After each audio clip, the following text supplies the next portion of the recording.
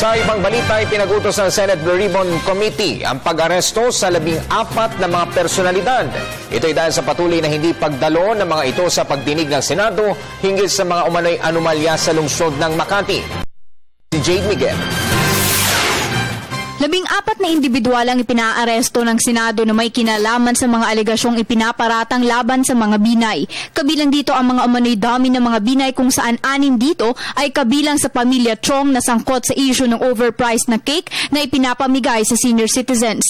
Kasama rin sa mga pinaaresto ng Senado ang mga individual na nasasangkot sa transaksyon ng mga Binay sa overpriced Makati City Hall building, umano'y property ng mga Binay sa Batangas at iba pa. Samantala, matagal nang may order of arrest sina Ebeng Baloloy na aide ng mga Binay, De La Peña na sangkot sa overpriced Makati City Hall building at Bernadette Portaliano na may kinalaman naman umano sa transaksyon ng mga Binay sa Omni Security. Inalis naman sa listahan ng na-cite in contempt ay sina Tomas Lopez at Mario Badillo dahil nagsumite ito ng sulat na nagpapahayag ng kanyang pagdalo sa susunod na pagdinig ng Senado. Ngunit kung hindi ulit sila makakadalo sa nakatakdang petsa ng pagdinig sa Mayo 28, sila ay tuluyan ng ipaaresto ng Senado. Sakaling makipag-usap sa inyo bigla after this, in effect pa rin ba yung arrest order sa kanila?